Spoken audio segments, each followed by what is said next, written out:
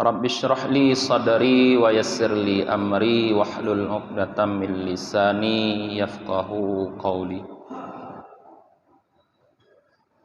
Qala al-musannifu rahimahullah wa nafa'ana bihi wa bi'ulumihi wa barakatihi amin ya rabbal alamin.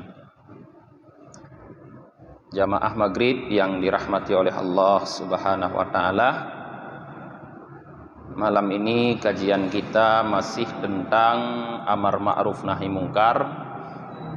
Tapi malam ini kita akan lebih fokus kepada bagaimana seharusnya orang yang menyampaikan amar ma'ruf nahi mungkar.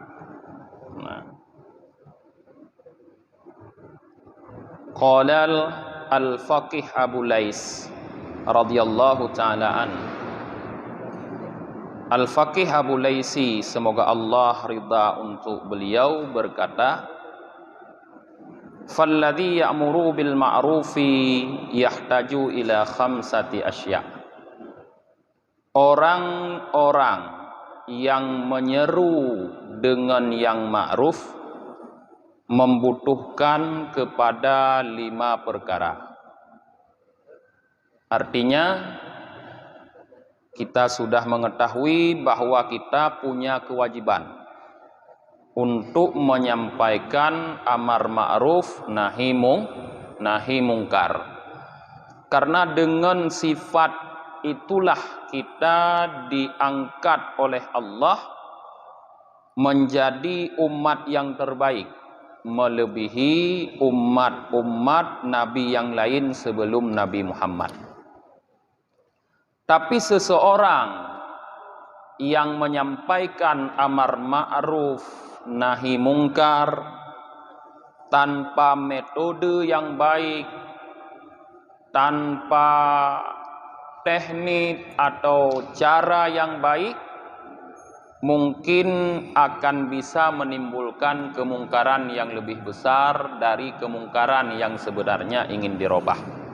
Maka seseorang yang akan menyampaikan amar ma'ruf nahi mungkar itu, dia butuh kepada beberapa faktor untuk mendukung keberhasilan penyampaian amar ma'ruf nahi mungkar tersebut.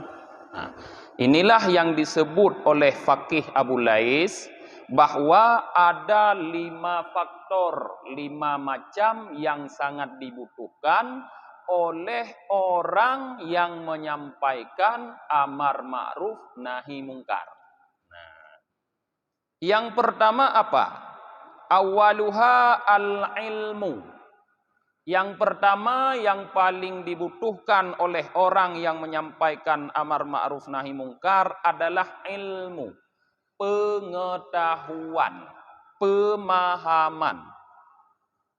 Nah, karena dengan ilmu, yang pertama sekali dia bisa membedakan mana yang ma'ruf, mana yang mungkar. Karena tanpa didasari oleh ilmu, hanya keinginan saja, atau hanya semangat yang menggebu-gebu saja, tapi tidak bisa membedakan mana yang ma'ruf, mana yang mungkar, sehingga nanti kadang-kadang yang ma'ruf pun dianggap mungkar sehingga dilarang, yang mungkar pun dianggap ma'ruf sehingga diajak orang untuk melakukan. Berarti yang pertama sekali orang yang menyampaikan amar ma'ruf nahi mungkar harus punya pengetahuan atau kemampuan untuk memahami benar-benar mana ma'ruf, mana mungkar. Secara umum dapat disebutkan bahwa yang disebut dengan ma'ruf adalah makana muwafikan lil kitabi wal aql. Sesuatu yang bersesuaian dengan kitab dan akal itu ma'ruf. Apa saja yang sesuai dengan isi kitab, artinya Al-Quran, dan dapat diterima baik, dikatakan baik oleh akal sehat, itu ma'ruf. Sedangkan mungkar adalah makana mukhalifan lil kitabi wal aql. Sesuatu yang menyelisihi kitab dan akal. Maknanya apapun yang dia itu bertentangan dengan isi Al-Quran dan tidak bisa diterima atau tidak dikatakan baik oleh akal yang sehat, itu adalah mungkar. Jadi secara umum kita harus membedakan seperti itu, mana ma'ruf, mana mungkar. Kemudian setelah seseorang dapat membedakan makna ma'ruf, makna mungkar, dia juga harus bisa memberikan pemahaman kepada orang, kenapa ini yang ma'ruf perlu dilakukan, dan kenapa yang mungkar perlu ditinggalkan. Dengan hujjah dan keterangan-keterangan yang jelas, yang bisa diterima oleh orang yang disampaikan. Maka inilah dibutuhkan ilmu. Maka orang yang menyampaikan amar ma'ruf nahi mungkar, pertama sekali dia harus memiliki ilmu. Tetapi di saat disebutkan seperti ini, jangan kita memahami bahwa hanya para ulama lah yang menyampaikan amar ma'ruf nahi mungkar, karena mereka lah orang yang berilmu. Tidak juga dengan seperti demikian. Karena yang dimaksud ilmu sesuai dengan apa yang akan disampaikan.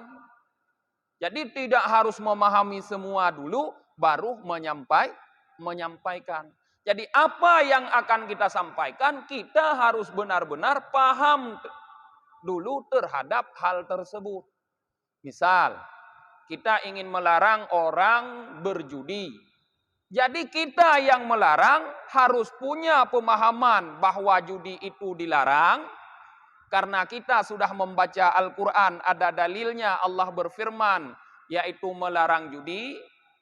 Ya, innamal khamru wal maisiru misalnya seperti itu. Dan kita sudah membaca ada hadis-hadis Rasulullah dan ada fatwa-fatwa ulama, sehingga sudah jelas dengan benar bahwa judi itu mungkar. Kita larang.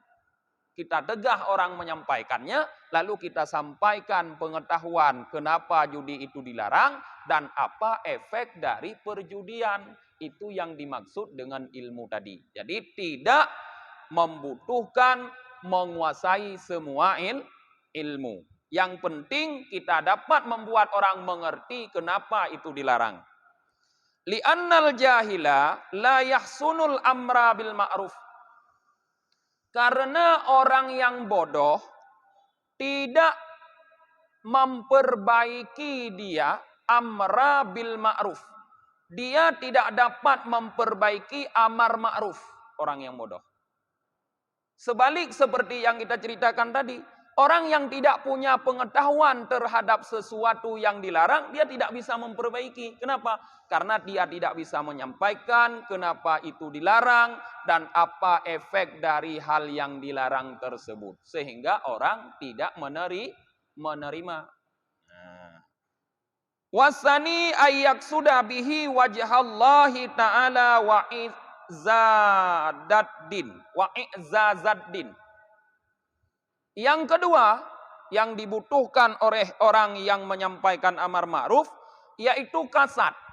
Niat di dalam hati di saat kita menyampaikan amar ma'ruf, bahwa kita menyampaikan itu karena Allah Ta'ala dan untuk memuliakan agama Islam ini. Itu niat. Jangan berubah niat. Karena apabila kita berniat dalam menyampaikan amar ma'ruf nahi mungkar adalah karena Allah, memuliakan Allah, artinya seperti Allah jelaskan, intansurullah yansurkum, jika kalian menolong Allah dengan menyampaikan amar ma'ruf, Allah akan menolong kalian. Kita akan ditolong oleh Allah dalam melaksanakan amar ma'ruf nahi mungkar. Tapi di saat kita meninggalkan kasat itu, berpaling kasat kita kepada yang lain, niat kita bukan lagi karena Allah tapi karena sesuatu yang lain, maka perbuatan kita menyampaikan amar ma'ruf nahi mungkar tidak lagi mendapat pertolongan Allah. Ada sebuah cerita Yaitu diceritakan juga oleh Al-Faqih Samarkandi bahwa ada seorang laki-laki, cerita ini bersumber dari Ikrimah radhiyallahu an. Beliau mengatakan ada seorang laki-laki melewati sebuah pokok kayu besar. Yang pokok kayu itu dijadikan sebagai Tuhan oleh orang-orang, disembah. Nah, menyoba getanya di Aceh roji puduk daki kena. Nah, di si mano ibuh lam tapusi, ya, buh makanan-makanan lain, ya puduk uyuk bak kayanya. Jadi dijadikan sebagai sesembahan oleh orang-orang. Nah, maka laki-laki tadi bertekad demi Allah Ta'ala ingin memotong pohon kayu tersebut. Maka dia pulang ke rumahnya, mengambil alat pemotong kampak, lalu dia memacu kudanya dengan kuat menuju ke pohon kayu tersebut. Nah, sampai di tengah jalan dia bertemu dengan iblis yang menyerupai seorang manusia. Lalu iblis memberhentikannya. Iblis berkata, "Malaka?" Iblis berkata kepada orang tersebut, "Mau kemana kamu?" Orang tersebut menjelaskan bahwa saya melihat tadi ada sebuah pohon kayu yang dijadikan sebagai sembahan oleh orang. Jadi saya ingin memotong pohon kayu tersebut agar tidak lagi disembah oleh orang-orang. Kemudian terjadilah perdebatan antara orang laki-laki tadi dengan iblis yang menyerupai orang. Maknanya berdebat kenapa pohon kayu itu harus dipotong. Terjadilah perdebatan. Rupanya di saat terjadi perdebatan iblis mengalami kekalahan. Cara ngurungnya rupanya. Kalah iblis dalam berdebat. Tapi di saat iblis kalah dalam berdebat, iblis menggunakan kelicikannya. Maka iblis merayu orang tersebut agar dia tidak memotong kayu tersebut dan dia dijamin kehidupannya oleh iblis dengan setiap hari iblis menyediakan untuknya 4 dirham yang dapat diambil di bawah kasurnya. Jadi iblis mengatakan, pulanglah kamu, jangan kamu potong pohon tersebut. Saya akan jamin kehidupan kamu, setiap hari kamu akan saya sediakan 4 dirham uang yang bisa kamu ambil setiap bangun tidur di bawah kasur kamu. Maka laki-laki ini termakan oleh rayuan iblis. Sehingga dia kembali ke tempatnya, tidak jadi memotong pohon kayu tadi. Setiap bangun tidur, dia selalu mengangkat kasurnya dan benar, dia mendapatkan 4 dirham di bawah kasurnya. 1 hari, 2 hari, 3 hari, dia mendapatkan selalu 4 dirham. Tapi pada hari selanjutnya dia sudah tidak dapat lagi. Sudah tidak ada lagi dirham. Di saat dia mengangkat kasurnya, tidak ada lagi dirham di bawah kasurnya. Maka dia kembali membawa kapak untuk tujuan memotong pohon kayu tadi. Saat di jalan dia berpapasan lagi dengan iblis. Lalu iblis memberhentikannya. Iblis bertanya kembali, "Kamu ingin pergi kemana?" Dia mengatakan, "Saya ingin pergi, ingin memotong pohon kayu tersebut. Karena pohon kayu itu disembah oleh banyak orang." Iblis mengatakan, "Dulu kalau seandainya kamu benar-benar memotong pohon kayu tersebut, kamu berhasil memotong. Tidak ada seorang pun yang bisa menghalangi kamu. Seluruh makhluk yang ada di bumi ini, jin berkumpul untuk menghalangi kamu, tidak ada yang bisa. Karena kamu ikhlas karena Allah Ta'ala. Tapi pada hari ini kamu datang untuk memotong kayu tersebut, kamu tidak akan bisa memotong karena niat kamu ingin memotong kayu bukan lagi karena Allah, tapi karena kamu tidak mendapatkan 4 dirham di bawah kasurmu. Maka laki-laki ini dipukul oleh iblis sehingga dia harus lari pulang, tidak bisa memotong pohon kayu. Ini menjadi pelajaran bagi kita dalam yang kedua tadi, bahwa yang kita butuhkan di saat kita ingin menyampaikan amar ma'ruf nahi mungkar adalah niat yang ikhlas karena Allah dan untuk memuliakan agama. Maknanya di saat terpeleset niat kita, berpaling sedikit saja kepada niat yang lain, maka kita tidak akan berhasil melakukan. Karena bantuan Allah tidak lagi bersama dengan kita. Maka perhatikanlah niat. Kemudian wasalisu asyafqatu ala may ya'muru bil lain wa tawaddud wa la yakunu faddan ghalidan li anna Allah ta'ala qala li Musa wa Harun alaihi wassalam hina ba'athahuma ila fir'aun faqula lahu qawlan layyina. Surah Taha ayat 44.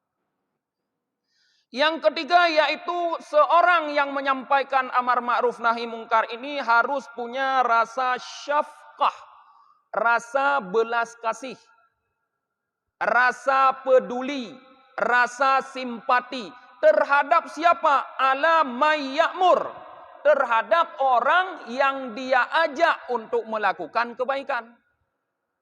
Jadi harus diberikan kasih sayang, harus ada sikap peduli, simpati kepada orang yang kita ajak. Siapa yang ingin kita ajak melakukan kebaikan, kita harus berkasih sayang kepada dia. Bagaimana sikap kasih sayang itu ditunjukkan? Billail wa tawaddud. Dengan lain berlaku lemah lembut, wa tawaddud dan berbelas kasih.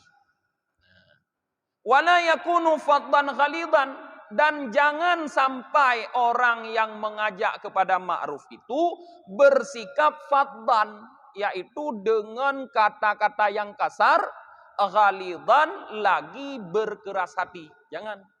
Tidak boleh kita menyampaikan amar ma'ruf dengan kata-kata yang kasar dan dengan hati yang keras. Salah satu keberhasilan Rasulullah dalam dakwah, Allah jelaskan dalam Al-Quran, karena Rasulullah tidak memiliki kata-kata kasar dan hati yang keras. Fabima rahmatim minallahi linta lahum, kata Allah. Walau kunta faddan ghalidhal qalbi lam faddu min haulik, kata Allah.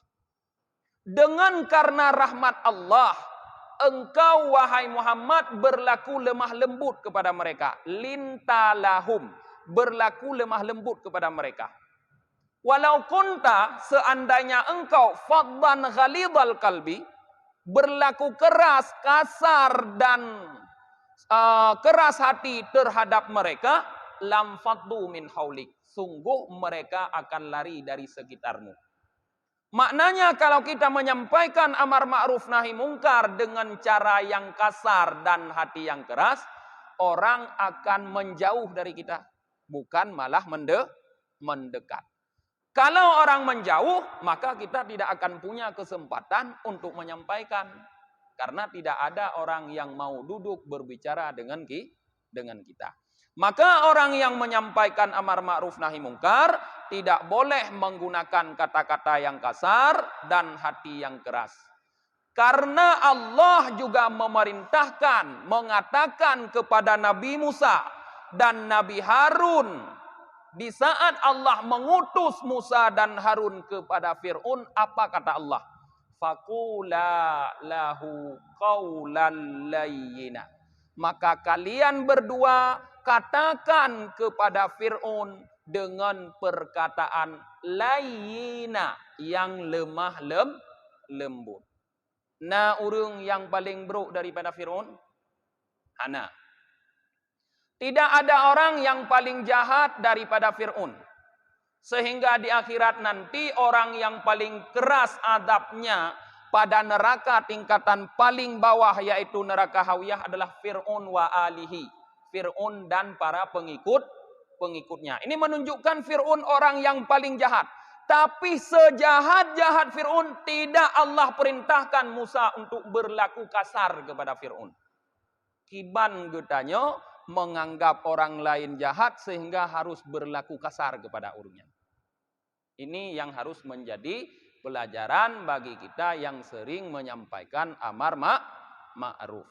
Apakah orang yang kita sampaikan itu lebih jahat daripada Fir'aun? Tidak. Tidak ada orang yang lebih jahat daripada Fir'aun. Kalau Fir'aun saja disuruh berlaku baik oleh Allah kepada nabinya, yaitu Musa dan Harun, disuruh oleh Allah untuk berkata dengan kata-kata yang lembut, apalagi orang-orang yang tidak sejahat Fir'aun. Tentu kita harus berlaku lebih lembut, lebih berbelas kasih, lebih bersimpati, agar dia pun merasa simpati kepada kita, sehingga tersampailah amar ma'ruf nahi mungkar.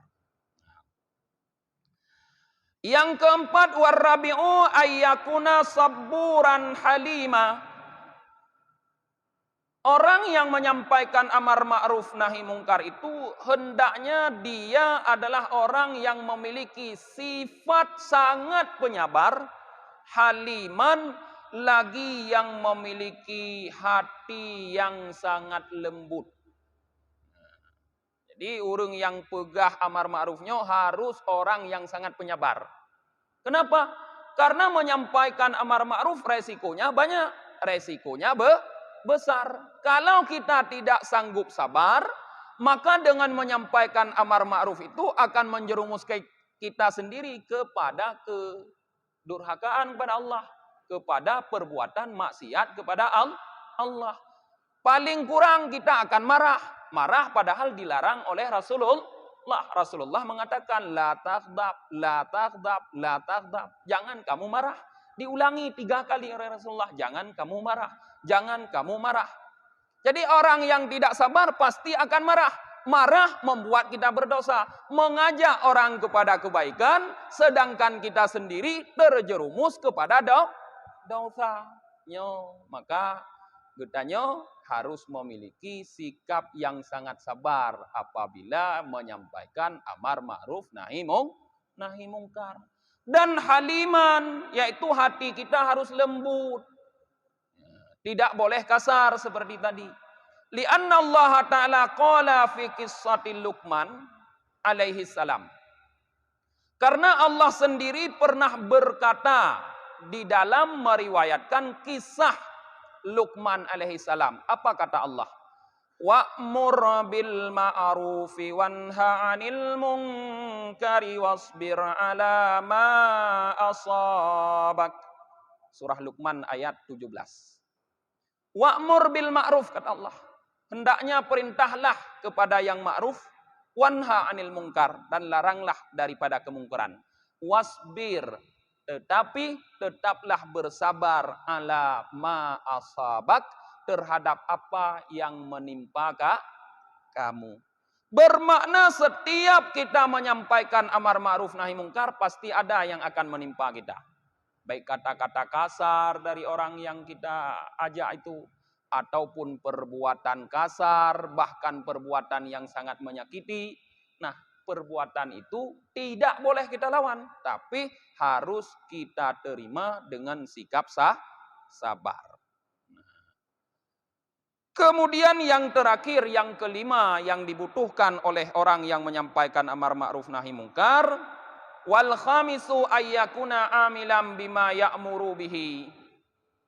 Hendaknya dia menjadi orang yang pertama sekali melakukan apa yang dia perintah kepada orang lain.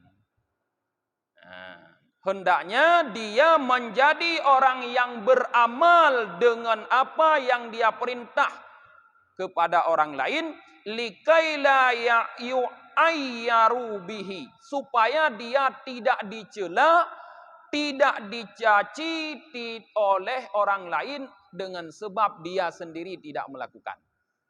Han ikun ni gopu pegah ke gop. Mekudro getan gepu but. Nya supaya be ikun ni gop lagi nya. Jadi segolom getanyo tayu gop dro dile tapu but. Maknanya kita harus memberi contoh. Jadi berdakwah itu bukan hanya dengan lisan, tapi juga dengan hal. Hal itu artinya keadaan. Maknanya melakukan perbuatan-perbuatan baik, kemudian kita ajak orang untuk ikut melakukan perbuatan baik tersebut. Nah, tidak ada lagi celah kepada orang itu untuk mencerca kita. Karena kita sudah melakukan. Bahkan disebutkan bahwa dakwah bil hal afdalu bil dakwah dengan tingkah laku kita itu lebih afdal. Maknanya lebih mengena kepada orang daripada dakwah bil makal, yaitu dengan perkataan. Wali alla yadkhulu tahta qaulihi ta'ala, dan supaya bahwa tidak masuk ia di bawah firman Allah Ta'ala. Makna di bawah ke dalam kategori orang-orang yang difirmankan oleh Allah Ta'ala yang akan kita baca firmannya nanti. Jadi harus kita melakukan dulu supaya kita tidak dimasukkan ke dalam golongan orang-orang yang difirmankan oleh Allah. Apa kata Allah? Atamuruna nasa bil birri wa tansawna anfusakum. Sudah kita baca kemarin, wa antum tatlunal kitab afala ta'qilun. Al-Baqarah 44. Apakah kamu memerintah mengajak manusia kepada kebaikan sedangkan engkau melupakan dirimu sendiri? Padahal kamu selalu membaca kitab. Afala ta'qilun, apakah engkau tidak berpikir? Nah, maknanya orang-orang yang hanya mengajak orang tapi tidak melakukan sendiri, itu dia masuk ke dalam golongan orang ini. Yaitu orang yang mengajak orang lain tapi lupa terhadap dirinya sendiri. Nyan limang bohal nyan harus getanyo miliki di saat getanyo menyampaikan amar ma'ruf nahi mungkar. Harus milikinya. Berarti kalau kita berkewajiban menyampaikan amar ma'ruf nahi mungkar, kita berkewajiban juga bersifat seperti ini. Tanya urang sabe yang kalian mungkar. Berarti getanya orang yang berkewajiban menyampaikan nahi mungkar. Karena gepegah oleh Rasulullah yang wajib menyampaikan nahi mungkar, marra'a minkum mungkaran. Orang yang diantara kalian dia melihat mungkar. Munya urang ge rumah geroge hana gejak tapu, hana ge ho gejak taho, panenai kok nyan mungkar genging. Munya na mungkar ge rumah ka ke fek nganyan. Tapi munya tanya urang teuring du rabineh jalan, dum mungkar da kalian. Ya kan? Karena paling le mungkar bineh jalan. Atau katanya urang sering main di pasar, paling le mungkar di pasar. Langkah rame, pat yang le urang inan le mungkar. Maka kewajiban kita di saat kita wajib menyampaikan, berarti kita juga harus wajib memiliki sifat-sifat yang ini, yaitu harus berilmu, harus mempunyai niat karena Allah, harus bersikap belas kasih, kata-kata yang baik, harus penyabar, hati yang lembut, dan harus mengamalkan lebih dahulu sebelum menyampaikan ke orang lain. Nyan yang harus kita miliki.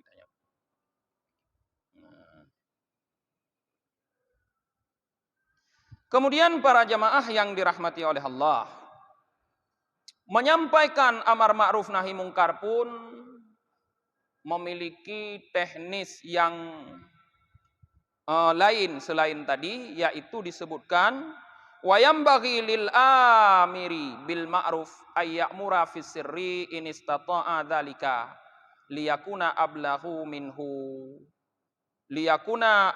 minhu fil mau'idah wan nasihah.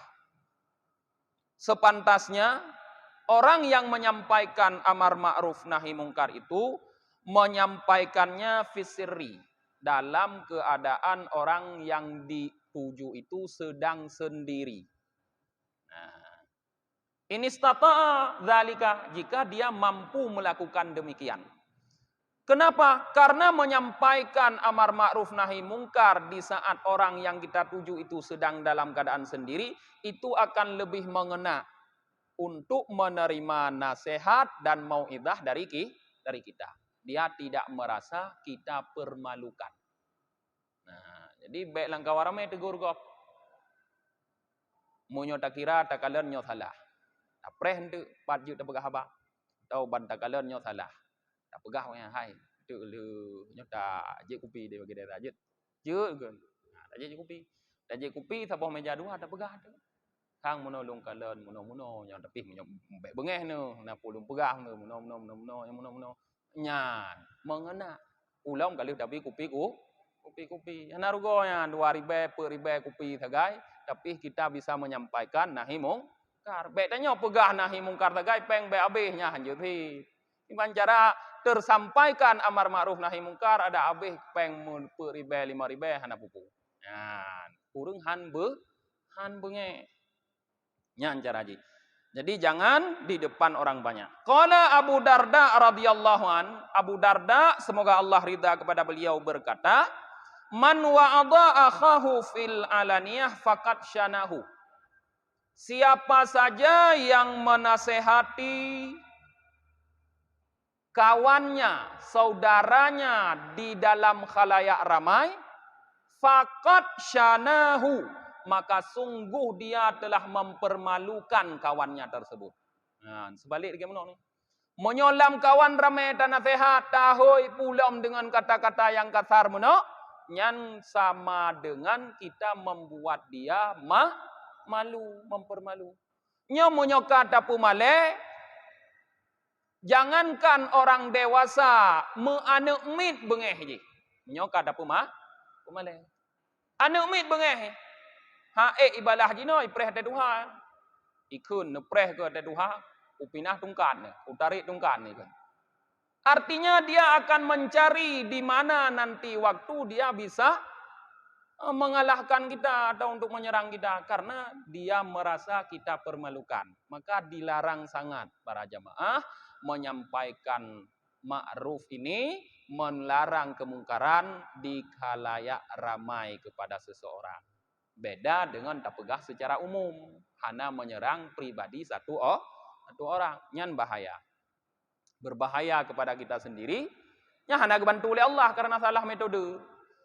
Nyan baik tak pegah hana kebantu oleh Allah. Nit ku ikhlas karena Allah. Salah metode yak pumalai urang. Nit ikhlas karena Allah. Tapi but mu pumalai gop. Nyan hanjut lagi nyan. Nyan payah hoi lagi monobi kupi-kupi. Waman wa'adha akhahu fi sirri faqad zanahu. Dan barang siapa yang menasihati saudaranya fisirri dalam keadaan dia sendiri, fakat zanahu, maka sungguh dia telah menghiasi kawannya. Sebaliknya dengan tadi, kalau kita sampaikan di khalayak ramai kita permalukan, tapi kalau di saat dia sendiri di waktu pikirannya lagi enjoy, kita sampaikan amar ma'ruf nahi mungkar, sama artinya kita telah menghiasi dia dengan perhiasan. Karena ma'ruf yang dia lakukan nanti, dia berhenti daripada mungkar, itu adalah perhiasan baginya. Nah, makanya harus minta lagi cara je. Fa illam tanfa'hul mau'idah fisir ya'muruhu fil alaniyah.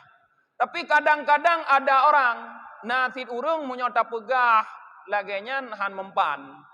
Tinggal puput lom, mungkin nak pegah lom, nak untuk mengkupi lom, han mempan.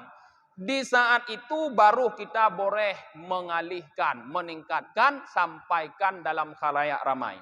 Tapi di saat kita menyampaikan dalam khalayak ramai, wa yasta'inu bi ahli silah wa ahlil khair liyazjaruhu anil maksiyah. Kita harus punya kawan-kawan, orang-orang yang baik, orang-orang yang bisa memperbaiki orang lain untuk membantu kita melarang dia daripada maksiat. Nyan harus beramai. Anjut tiro tu menyukatan behu dan pegah lengkau ramai kok anjut tiro tu beramengon. Pakan beramai karena memang nekun le Allah Taala wal takum minkum ummatun. Ummatun getafsir le para ulama jamaatun satu kelompok. Baik tiro tu, menyatiro habis tu. Ipreh dalam teput. Jamaatun satu kelompok, maka kita harus memperbanyak orang-orang baik. Bila tamu kelompok, tamu ngon tabe gagat dengan tujuan untuk menyampaikan amar ma'ruf nahi mungkar. Fa innahum in lam yaf'alu dzalika ghalaba alaihim ahlul maksiyah. Karena orang-orang yang menyampaikan amar ma'ruf nahi mungkar apabila tidak melakukan demikian, artinya tidak mau meminta bantu kepada orang lain, yang orang-orang yang baik untuk ikut memberi nasihat kepada orang yang akan dinasehati, maka para ahli maksiat akan dapat mengalahi dia. Orang-orang yang maksiat akan bisa mengalahkan orang yang benar yang sendiri. Seperti dikatakan oleh Imam Malik bahwa al-haqqu bila nidamin yaghlibuhul batilu bin nidam.